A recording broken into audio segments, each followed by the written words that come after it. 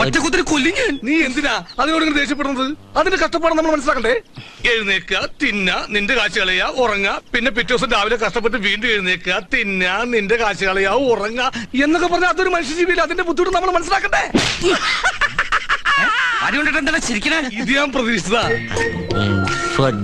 ചെന്നെടുത്ത് തിന്നെ. അടുക്കളയിൽ നല്ല ജർമ്മൻ ഗഞ്ഞിയും ചമ്മന്തി എടുത്ത് വെച്ചിട്ടുണ്ട്. പോണണ്ടില്ലേ കാറ്റ് പിടിച്ച കിട്ടുവെള്ളം പോലെ. ദൈവദോഷം പറയലടാ, അങ്ങനൊന്നുമില്ല അത് പോകുന്നത്. വസന്ത പിടിച്ച താറാവിനെ പോലെയാ. അധികം സമ്മതിക്കാം. ഈ എന്താ PP നമ്പറിൽ വിളിച്ച് അത്യാവശ്യമായിട്ട് കാണണം എന്ന് പറഞ്ഞേ? എന്റെ വന്ന സാഹിബിന് വീട് വരുമ്പം പോരാതായോ? അതോ മൂപ്പര് വന്നേക്കന്നെ തിരിച്ചു പോയോ? തിരിച്ചു പോവാ. അതുകൊണ്ടാ കാണണം എന്ന് പറഞ്ഞത്. മൂപ്പര് ഈ ജർമ്മൻ സിറ്റിസൺ ആയതുകൊണ്ട് പെട്ടെന്നായിട്ട് ചെല്ലാൻ പറഞ്ഞു. പോയാ പിന്നെ 1 വർഷം കഴിഞ്ഞിട്ടേ വരൂ.